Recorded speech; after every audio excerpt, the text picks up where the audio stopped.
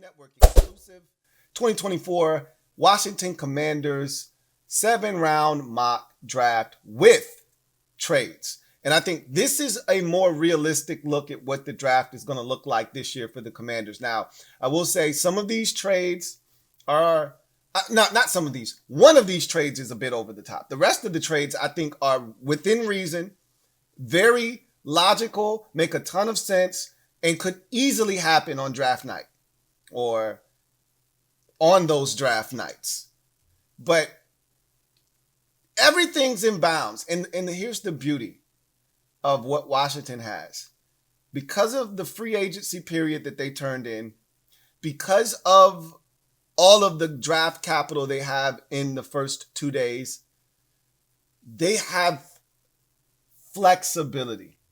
Probably the most of any team in this draft, outside of maybe Arizona, because they have 2 first-round picks, and maybe Chicago, because they have 2 first-round picks as well. But the 3 second-round or third-round picks and the 2 second-round picks make it hard for any other team to have more flexibility to move up and down the draft board than Washington does. Especially those 3 third-rounders. I can't stress that enough, because in the crux of the draft, in the meat and potatoes of the draft, when things get real, Washington can do whatever they like, and you're going to see a lot of that. And also keep this in mind. When you have a lot of draft capital, you're everybody's best friend. So with that said, let's jump into what is an exciting mock draft. Let's get it underway with the first pick of Washington's draft, 2nd overall. Let's see what they do. Incoming!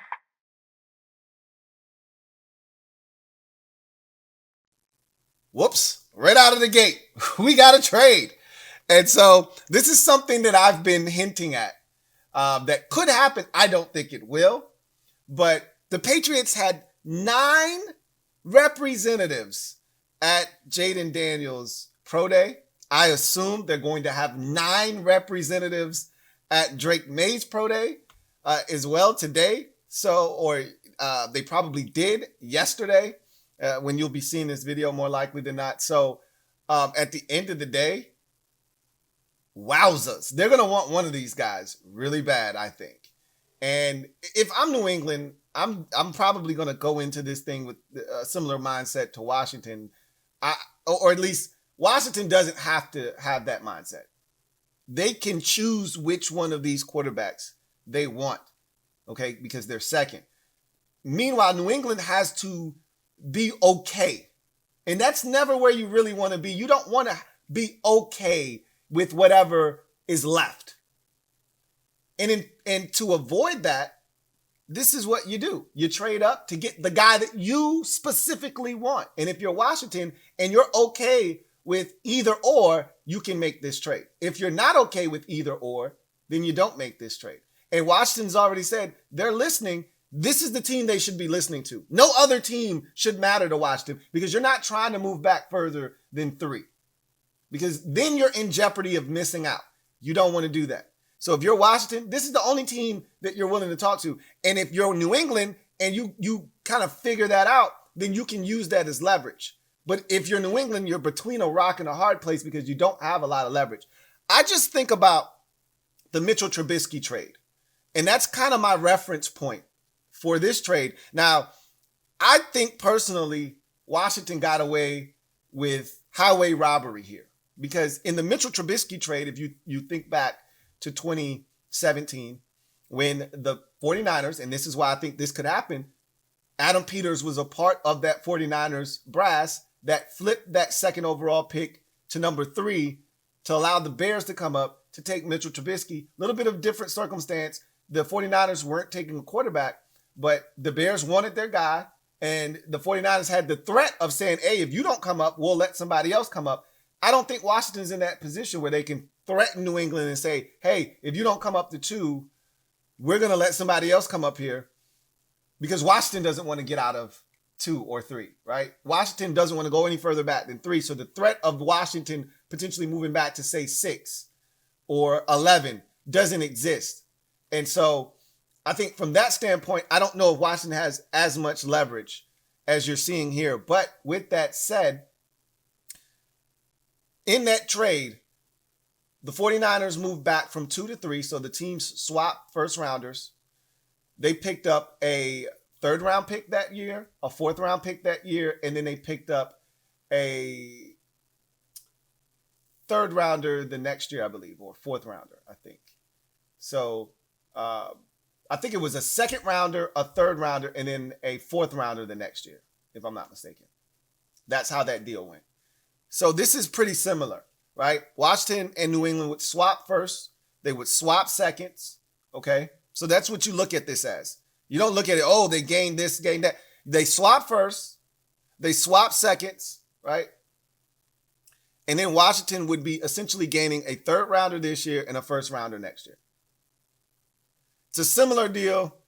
I think the first round pick in 2025 is a bit extreme, but this is the deal that was proposed to me. I wasn't going to turn it down, not to move back a spot and still take one of the quarterbacks that I think Washington's going to like.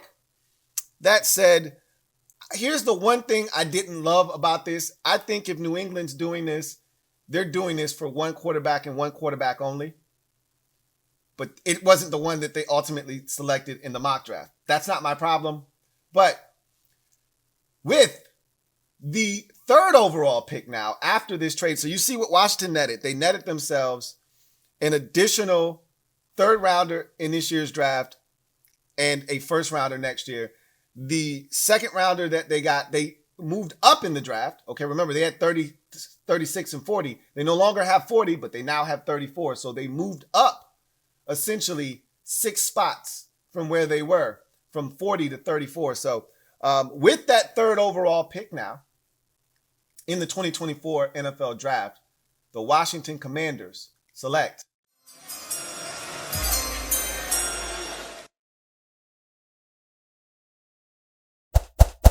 in my mind's eye, the New England Patriots trade up with Washington. They're coming to get Jaden Daniels. That's what I think, personally. In the mock draft, the New England Patriots came up to get Drake May.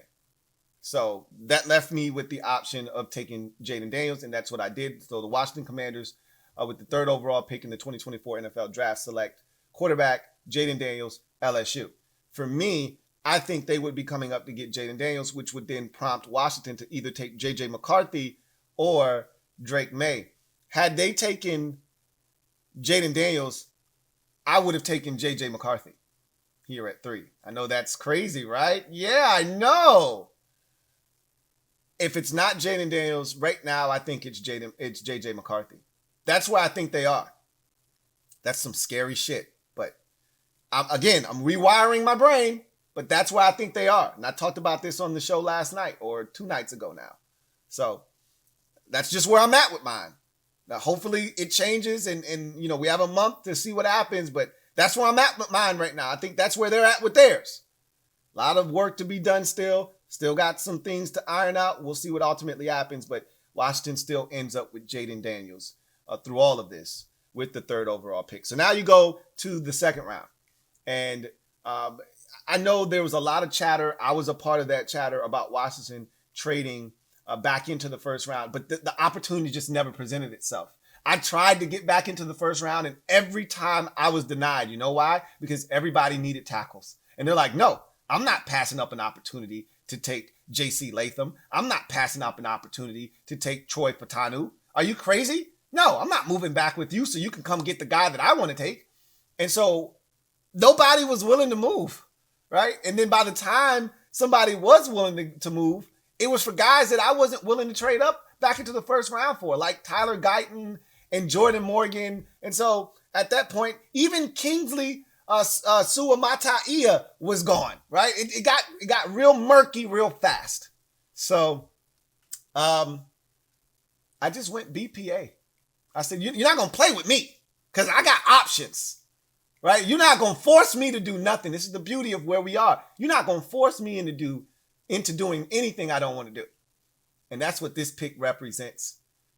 This is ridiculous value that you can't pass up.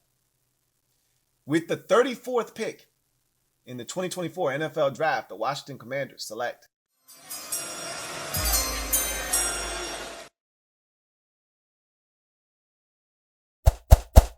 Johnny Newton, defensive Illinois. This is a first round pick all day long, all day strong. I mean, this is a guy that has production, that gets to the quarterback. You could argue is the most dominant interior defensive lineman in this year's draft class. And he's sitting here at the top of the second round? What? You think I'm going to pass that up? I don't give a shit that we have Daron Payne and Jonathan Allen. I'm not passing on that type of talent sitting there at the top of the second round. Guess what? I got a pick in 2 selections. I can get my tackle then. I don't have to select him right now at 34, right? But I'm going to take Johnny Newton because I don't expect him to be here much longer. Now, you could flip this pick for somebody that sees Johnny Newton sitting here at the top of the second round and get even more draft capital. I'm not doing it. I'm taking this talented football player, adding him to the mix. You know what you could do with a defensive front that features Jonathan Allen, Daron Payne, and Johnny Newton? You know you could put them all on the field at the same time, right? You know that is allowed. You don't think Dan Quinn is going to get freaky with that? Man, what? Anyway, 2 picks later, Washington's on the board again. This is the beauty of having a bunch of picks. You look up and you're drafting again. 36th overall. You haven't addressed tackle yet. Here's an opportunity to do it. Let's see what Washington does.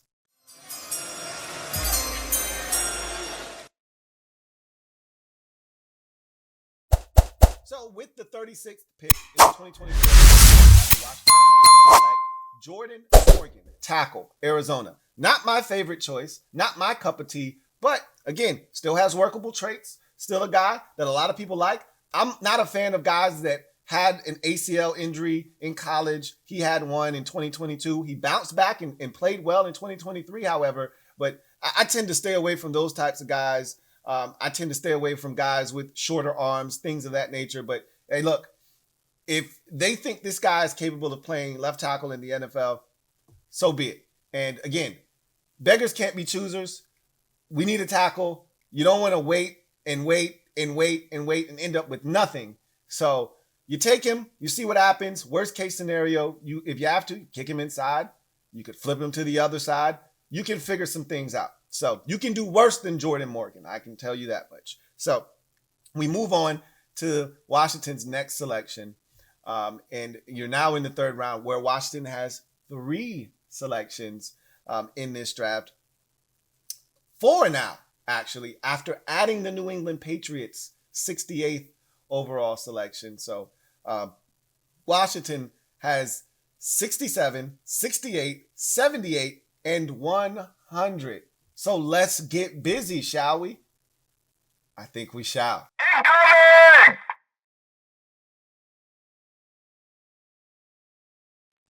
Of course we have a trade. Are you kidding me? We got all these picks. You think we just gonna sit here with all of these picks and not make a move? Nah, that's not how this works. So Washington's sitting there at the back end of the 2nd round, waiting for their chance, not patiently.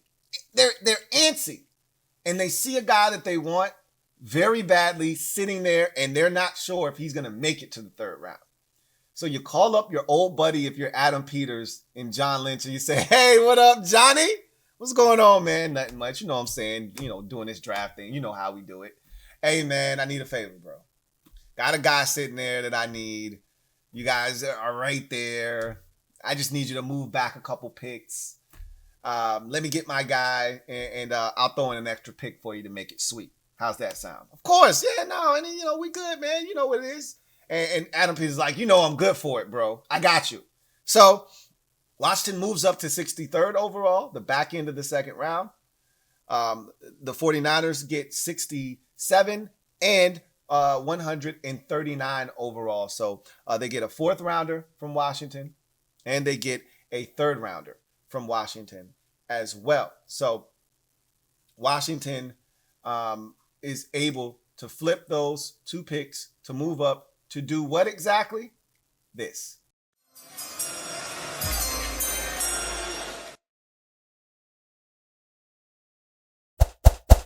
I really think that they the 63rd pick in the 2024 NFL Draft. The Washington Commanders select tight end Jatavion Sanders, Texas. I really think they like this kid. I really think they want to add him to the mix. Adam Peters came from San Francisco, where George Kittle was their tight end, and he changes the game for them. That guy does not exist currently in Washington. I think they see Ja'Tavion Sanders as that type of player. His comp right now is a guy like David Njoku, who is an athletic freak. I see a lot of those same similarities with Ja'Tavion Sanders. He can be a field stretcher. He can be a yards after catch guy. He can run. He's athletic. I think he plays faster than the time that he timed at the combine. Doesn't matter. I've seen enough. I know what this guy's capable of. You add him into the mix, and he's a problem immediately, day number one. What is a quarterback's best friend, especially a young one? A tight end. I think they want to add Ja'Tavion Sanders, and I think they'll have an opportunity to do that. Now, you're pushing it here. You may have to go up a little bit sooner to get him, but in this particular mock draft, I waited as long as I could, and then I had to press the button. I had to press the button because I couldn't wait. Those last few picks between the 49ers at the back end of the second and Washington towards the top of the third, he could have been gone. And I knew he would have been gone, and I went up and got him. And I think that's what Washington will do. So now we move on to Washington's next selection at 68 overall, right? They had 67 and 68. They traded 67 away, so now they have their first selection in the third round, 68 overall. Let's see what they decide to do.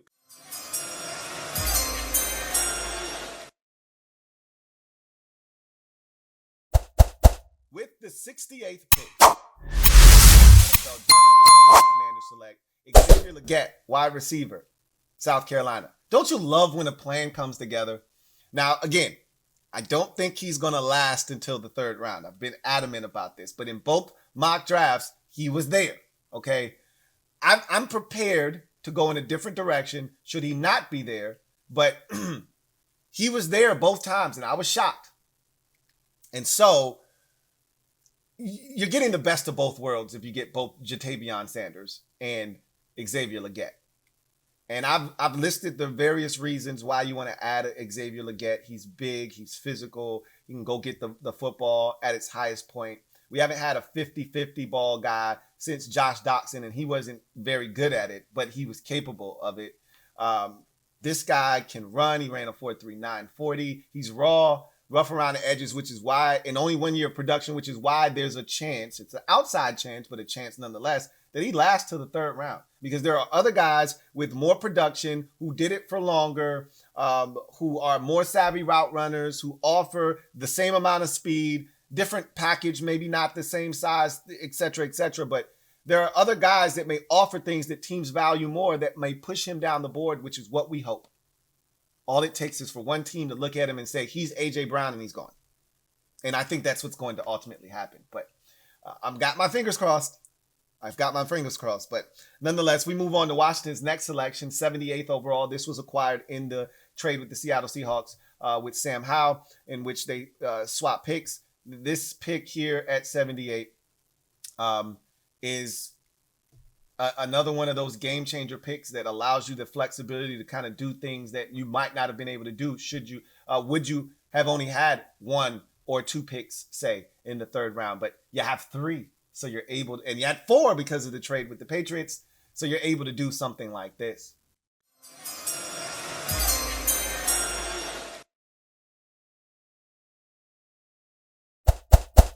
With the 78th pick in the 2020 draft, Commanders select Blake Fisher, tackle, Notre Dame. Double up, because you got so much draft capital, because you got so much maneuverability, you get to double up at tackle. Now, we'll see. They may not need to do this, because if Sam Cosmi's kicking back outside to tackle, then you don't need to double up here. But what if he isn't? The possibilities are endless. Blake Fisher is a plug-and-play right tackle, if you ask me. A lot of people think he's actually more talented than his teammate, who probably already went top 10 in the draft, and Joe Alt. Joe Alt is a technician, and he's consistent. You know what you're getting. Blake Fisher, not as consistent. Definitely not the technician that Joe Alt is. You could tell Joe Alt's father played in the league and showed him the finer points and the nuances of being an NFL offensive lineman, and that's why he's so skilled. Blake Fisher didn't get that same tutelage, but he's just as, if not more so talented. When you come out of the draft as a redshirt sophomore, tells you all you need to know. And had he gone back to school for another year, probably would have been the first round pick. But he was ready to come out. He did. And Washington snags him in the 3rd round. So we keep the party going. Now Washington has the 100th selection in this draft. And this is when AP gets real freaky, right? 'Cause tonight, baby, AP is getting freaky with you. Incoming!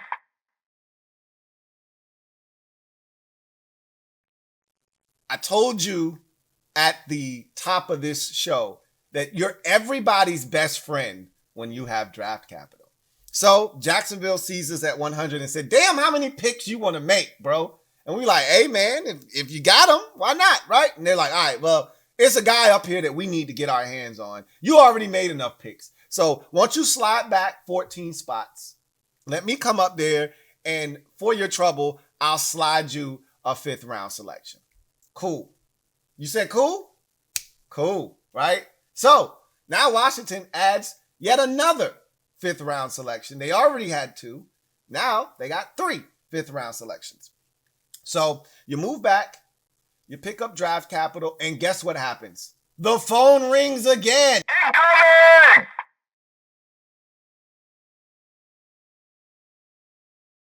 As you're approaching the clock at 1:14, Denver's like, bro, hey, man, about that pick. Yo, it's a player there that I really, really need to add. For them, it was a quarterback. All right. It ended up being a South Carolina quarterback, Strider, Spencer Rattler, right? So they wanted to go get Spencer Rattler in the 4th round. So I was like, hey, if you want him, he's yours. It's going to cost you. They was like, we know. So they slid us the 121st pick, which we moved back 7 more picks, picked up 2 6 rounders in exchange for our 7th. So essentially what this trade amounts to is, hey, let's get out of the 7th round altogether. Because who wants 7th round picks, right? As a wise woman once asked me, 7th round picks? Who want that? Nobody. So instead of spending a 7th round pick, you get 2 6s. That sounds like a good trade to me. So you move back 7 spots, and instead of picking in the 7th round, you now have 2 selections in the 6th round. So now, let's go to work. All right.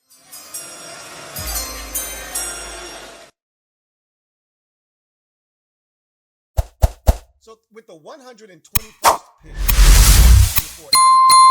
the Washington Commanders select Tennessee running back Jalen Wright. So this is where I think he's more likely to go. Now, all it takes is one team. In the mock draft without trades, Washington didn't have a 4th round pick. So I had to pull the trigger at the end of the 3rd if I wanted to secure him, because I knew he would not be available when Washington selected again in the 5th. You don't have to do that in this draft, because with these trades, now you have 4th round picks or a 4th round pick at your disposal. And so this is where I think Jalen Wright should go in this draft. Now, again, all it takes is one team to see that speed, be mesmerized by it, and boom, he's gone sometime in the 3rd or early in the 4th before we get to him. But you trade back a couple of times, and he's right in your wheelhouse, and you don't feel like you kind of reached for him. This is just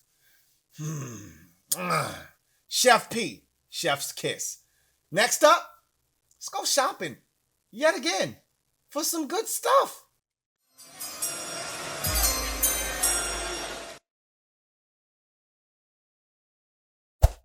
So now we're into the 5th round. We've got selection in the 5th round.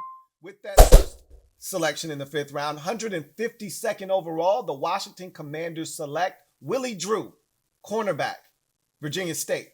So if you want to ask me who my favorite late round cornerback, and every year I've got a favorite late round cornerback, okay? This is my favorite late round cornerback this year, Willie Drew. And I got a quick story to tell about Willie Drew. So how he got on my radar. For those of you from the 757, and you know about the Labor Day Classic, it's a big deal around these parts. Okay, it's when Norfolk State plays Virginia State almost every year. And so this past year, Norfolk State was playing Virginia State in the Labor Day Classic, and it was a close game. And I didn't go to this game, but I know people who did. And somebody told me, yo, Virginia State's got this one dude. He looks like he could play at the next level. And I'm like, yeah, whatever, right? And it's like, yo, this dude made a bunch of plays, including the game break, game-saving pass breakup. He had an interception. He was all over the field. And so I was like, okay, cool. I didn't care. I'm locked in. The NFL season's about to start. I could care less. This is at the first week of September. I could give two shits about some dude that plays for Virginia State. Yeah, right. But I kept hearing his name. And I'm like, ain't that the same guy so-and-so told me about earlier this year? So I went and I looked him up and I said, interesting. And I stored it away for a rainy day and I kept it pushing. And now that Dan Quinn's the coach here, now that Joe Witt Jr. is the coach here, I look at him and I said, and go watch his tape. I see Deron Bland.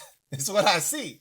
A guy from off man that has ridiculous click and close ability, great instincts, tremendous ball skills. This guy had 6 picks and like 4 of them went to the crib, right? This is a guy that made plays throughout his collegiate career, started out at James Madison, transferred over to Virginia State. So it was a step up from D2 to D1. And then he went to the Senior Bowl, didn't have a great week, which is why I think his draft stock's a bit down and why you can get him here and not have to fight over him. You might even be able to get him in the 6th round. But I wanted to pull the trigger to make sure I got my guy because I think he's going to make the adjustments. I think he's going to be just fine. And I see Deron Bland written all over this kid. And I think Joe Witt Jr. and Dan Quinn see it too. And that's why I think he's going to be the selection. And I wouldn't be shocked if this guy ends up a Commander in real life. Okay. But we move on. We're not done shopping. And we got the very next pick in the 5th round, 153rd overall. Let's see what they do.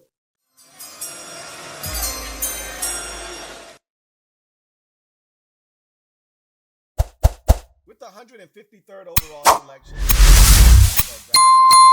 select Dominique Hampton, safety, Washington. So, to me, this is a Jeremy Chinn clone. All right, this is your Jeremy Chinn insurance policy. If Jeremy Chinn is to get hurt, if Jeremy Chinn is to leave in free agency next year, you have his replacement already on the roster. He plays like Jeremy Chinn. He looks like Jeremy Chinn. He's not as fast, but he's close. He's damn close. Jeremy Chinn ran like a 4.45 at his combine.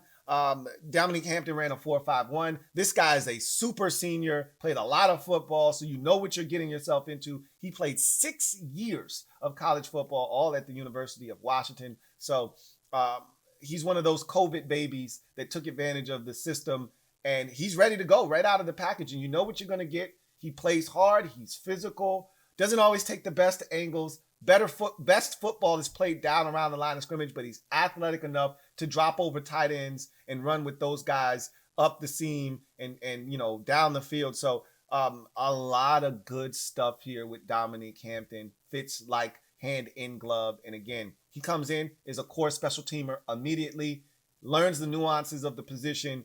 And again, in week 6, if something were to happen to Jeremy Chinn, you could insert Dominique Hampton.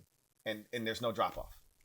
If Jeremy Chinn kills it this year and wants big money and you're like, nah, bro, we can't give you that. Dominique Hampton, you up. That's what I see this as, an insurance policy. So we move on now to the 2 6-rounders that we have via the Denver Broncos trade. No 7th rounder. We talked about needing a quarterback. We talked about having the ability to do multiple things. You can do that now. You don't have to take one here. You can take one, after this pick. You got to pick 4 picks later. You could not take a quarterback at all and get one after the draft is done. You could do whatever you like. Yeah, and that's what I'm going to do. I'm going to do whatever I like. This is what I want to do.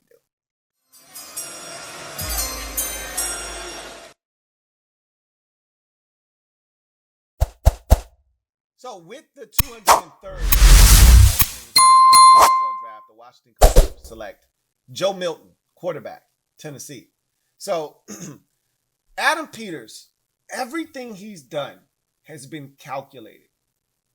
It has been measured. And I'm starting to realize everything that he's done has been for a reason, with purpose. I'm starting to think that Marcus Mariota deal is starting to feel like it's because of Jaden Daniels. And I remember denouncing that. This doesn't mean they're drafting Jaden Daniels, but it's starting to feel like it is. Right? I'm starting to put the pieces of like everything. Now it makes sense why they added all these interior offensive linemen. If Sam Cosmi's kicking back out the tackle, then it makes sense now, doesn't it? Why they weren't as aggressive, it makes sense now, doesn't it? If he's kicking back out the tackle, right? Like everything starts to make sense as you start to put the pieces of the puzzle together. And I'm looking at Marcus Mariota, I'm like, you seem like a good mentor for Jaden Daniels. And I'm looking at Joe Milton, I'm like, you seem like a quality backup for Jaden Daniels. Look, Joe Milton, there's a lot fundamentally wrong with Joe Milton, okay? All right. But Joe Milton's 6'5", 235, and he's an athlete. Yeah, he can throw it 80 yards. That's fun. But try throwing it 11 yards accurately. That's what he struggles with. But boy, is he fun. And he doesn't turn it over a ton. So if you're fun and you don't turn it over a ton, there's a place for you in this league. Come on, Joseph. You're good with me. And to wrap up this draft, at the 207th overall selection, the Washington Commanders do this.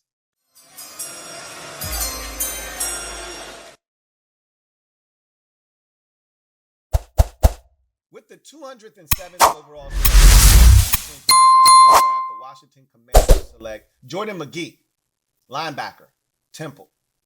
I remember watching the combine, and Daniel Jeremiah said of Jordan McGee, I really like this guy.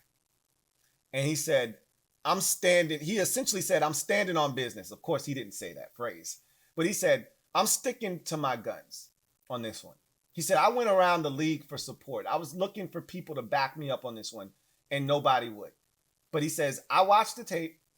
I like this guy. He's got some snap to him. He said, especially as a blitzer. And that perked my ears when he said, especially as a blitzer. I went, did you just say blitz? Dan Quinn? Are you listening? So he says, especially as a blitzer, and then he goes and runs a 4.5 140 or 4.5 540 or whatever it was. And I go, a little bit of speed. Blitzer, you say? Then I look at his numbers and I see tackles for loss. I said, well, let me just go take a look, see, why don't we? And I saw a guy that would fit really good here in Washington. Is he a guy that comes in and plays this year? No, you got guys. Is he a guy that could learn from Bobby Wagner, learn from Jamin Davis, learn from Frankie Louvu, and step in next year potentially? Abso-freaking-lutely. Why not take a flyer on a linebacker at the end of this draft? It's what Adam Peters has done best. This could be our Dre Greenlaw. This could be our Azeez Al-Shire. Or not. Or not. You don't know if you don't try. So, that, my friends, is my Washington Commanders 7-round mock draft with trades. Let's take a look at the damage that we've done here. And boy, was it a doozy. So right away, you get busy by trading back with the New England Patriots, picking up a haul, including a 2025 first-round pick. But you end up swapping out first, you swap out seconds, and then you picked up an additional third, 68 overall. And what you ultimately were able to do with that was move up and down the draft board, right? That flexibility, those 3 third-rounders, I can't stress that enough. It allows you the ability to move up and down the draft board, and that's exactly what Adam Peters did. In the middle of this draft, he got busy. He moved up to go get Jadavion Sanders. He moved back 2 times, acquired more picks, picked up 2 6 in exchange for a 7th, and he was able to really get busy and add talent to this roster. So I love this draft, by the way. If he does this, my God, we're set up for a long time, right, with this kind of a haul. So 3rd overall, Washington takes quarterback Jaden Daniels out of LSU. after trading back with New England. They picked up the 34th pick in that trade and moved out of the 40th position. And Johnny Newton somehow was sitting there, the defensive tackle out of Illinois. I don't know how he was sitting there, but he was. Maybe it's the injury. I don't know. There's no way he's going to be sitting there come draft night in day 2. But if he is, I'm pulling the trigger if I'm Washington. At 36 overall, they take Jordan Morgan, offensive tackle out of Arizona. He was the best tackle available at the time. So, look, you don't take him there, you're going to find yourself having to package up picks to move up to get a guy that's not as talented as Jordan Morgan. So why not just take him? 63rd overall, you move up, right? You package up 67 and 139, and you go and get Jatavion Sanders, tight end out of Texas, who's sitting there at the back end of the second round, and you just can't pass up the opportunity to get him. At 68, the pick you picked up from New England in the trade back, you pick up Xavier Legette, wide receiver out of South Carolina.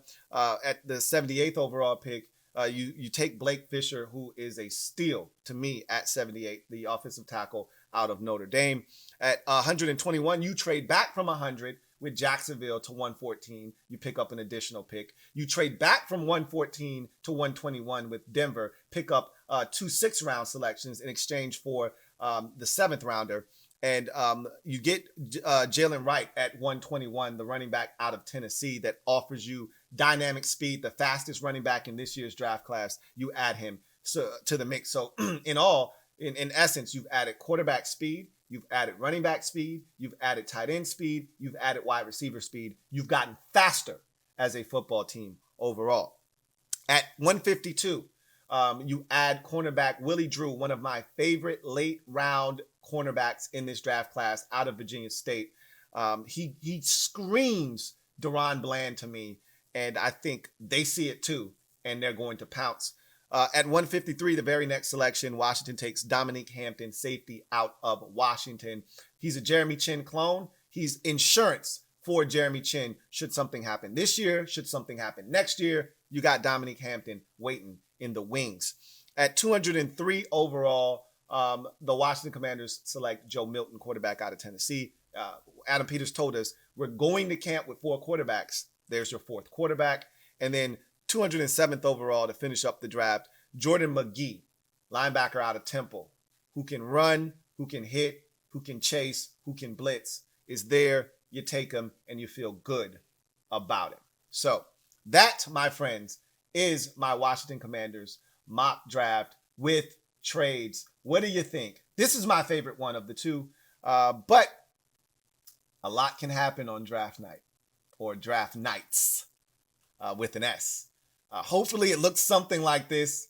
It probably won't. But nonetheless, we got a lot of draft capital and a lot of maneuverability, or buzzword time, a lot of optionality.